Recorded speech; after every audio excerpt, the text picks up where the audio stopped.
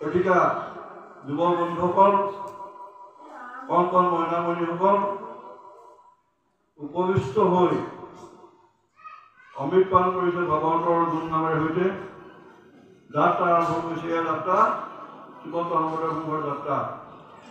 এই যাত্ৰাৰ একো গৰাকী নিৰ্ভীক ভোটা যোদ্ধা ৰূপে এই সভাখন পৰিচালনা কৰিবলৈ লোৱা আজিৰ বাৰ্ষিক অধিৱেশনৰ মুকলি সভাৰ ধৰ্মাঞ্চলী সভাৰ মুখ্য পুৰোহিত সভাপতি মোৰ প্ৰিয় ছাত্ৰ কালৰ বিপিন চেতিয়া ডাঙৰীয়া, সম্পাদক দিগন্ত বৰুৱা প্ৰভু, সহকাৰী সম্পাদক ইতিমধ্যে উত্তৰ নিৰ্বাচন হোৱা নাই, বিষয়ববীয়াসকল নিশ্চয় নিৰ্বাচন হোৱা নাই চাগে। আঞ্চলিকখনৰ কাহানিৰ পৰা প্ৰথম খোজ দি গুৰি ধৰা প্ৰয়াত আইপা সমস্ত তাৰ সমস্তৰ বিগত আত্মাক আমি আমাৰ সেৱা নিবেদন কৰিছোঁ, বৈকুণ্ঠৰ প্ৰতি চৰণ নিবেদন কৰিছোঁ। সেৱা সমস্তৰ সেই স্থানতে চৰণ তলত সাহায্য। তাৰ পাছত গুৰি ধৰা যোৱা 17টা বছৰ গুৰি ধৰা বা পাই সমস্তলৈ আমি শ্ৰদ্ধা নিবেদন কৰিছোঁ। ইতিমধ্যে শিৱসাগৰ জিলাৰ মজিয়াত শ্ৰীমন্ত শংকৰদেৱ সংঘৰ গুণৰ মজিয়াত কিছু ক্ষেত্ৰত অগ্ৰভাগ গ্ৰহণ কৰি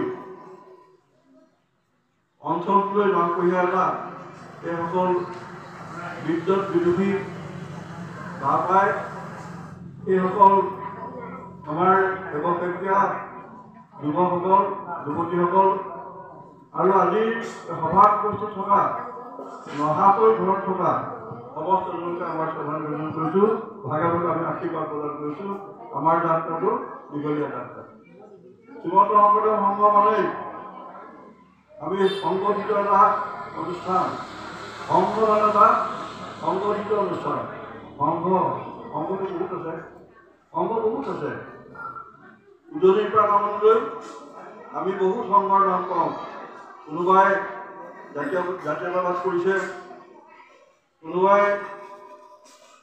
শিক্ষা গঠনৰ কথা ভাবিছে, কোনোবাই সংগীতৰ কথা ভাবিছে, কোনোবাই ক্ৰীড়া ক্ষেত্ৰখনৰ কথা ভাবিছে। সংঘ সমস্তটা সংঘ আছে। যিকোনোবাই চানেকী ৰূপে তেওঁলোকে তেওঁলোকৰ আগত থিয় হৈ পাছত এটা সমদল লৈ যাব খোজে, সেয়া সংঘ। শ্ৰীমন্ত শংকৰদেৱ সংঘই 1930 চনত এই যাত্ৰা আৰম্ভ কৰিছিল। যাত্ৰা আৰম্ভ কালত যিসকল প্ৰয়াত আমাৰ আটা পুৰুষ, যিসকলৰ প্ৰযত্নত এই অনুষ্ঠানটো গঠন হ'ল। এই যে মহা কৰ্তব্য অন্বেষণৰ মাজত, ধৰ্ম সংকটৰ মাজত আমাক উদ্ধাৰ কৰিবৰ কাৰণে তেওঁলোকে অক্লান্ত শ্ৰম কৰিলে। এইসকলক ত্যাগ সকলোৱে সৰ্বকালৰ কাৰণে স্বীকাৰ্য। আমি স্বীকাৰ কৰিবই লাগিব। আমিয়ে নহয়, ভৱিষ্যত চামপুৰুষেও ইয়াক নিতান্তভাৱে স্বীকাৰ কৰিব লাগিব। কিয়? আমাৰ পূৰ্ব শ্ৰীমন্ত শংকৰদেৱ যিজন আমি নাম দিছোঁ জগতগুৰু, যিজনে কেৱল অসম নহয়, ভাৰতবৰ্ষ নহয়, সমগ্ৰ বিশ্বৰ কাৰণে এটা নতুন পথৰ সন্ধান দিছে আমাক। আজিৰ পৰা 576 বছৰ আগত আমাৰ মনলৈ আহিছিল, এই ভাৰতবৰ্ষলৈ আহিছিল, বাতৰি লৈ আহিছিল আমাৰ কাৰণে মুক্তিৰ বাতৰি। সেয়া সঁচা মানুহৰ বাতৰি, সেয়া প্ৰেমৰ বাতৰি, সেয়া মৈত্ৰীৰ বাতৰি, সেয়া সমষ্টিৰ বাতৰি, সেয়া সমষ্টৰ বাতৰি। নতুন পথৰ সন্ধান আমাৰ কাৰণে লৈ আহিছিল। আমাক কি লাগে, তেওঁৰ মাজত কি নাই? সেয়ে শ্ৰীমন্ত শংকৰদেৱ সংঘৰ মজিয়াৰ পৰা ঘোষণা কৰা হৈছে জগত গুৰু আখ্যাৰে সৈতে।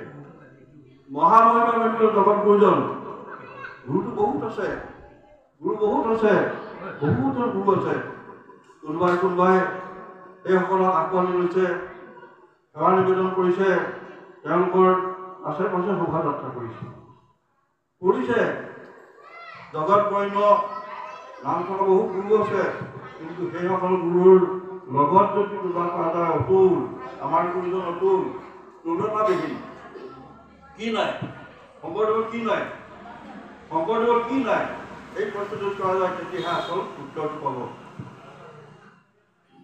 জগত গুৰু জগত গুৰু যে আমাৰ দেশতে তোমাৰ এটা মন্ত্ৰ আছিল, জগতত পথ প্ৰৱৰ্তন কৰা পথ দেখুওৱা প্ৰচেষ্টা গুৰু আছিল।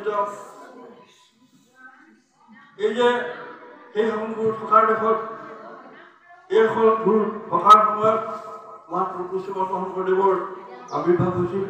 এই আৱিৰ্ভাৱৰ মাজেৰে মানুহৰ মহামুক্তিৰ সন্ধান দি গ'ল। সাহিত্য দিলে, সংস্কৃতি দিলে,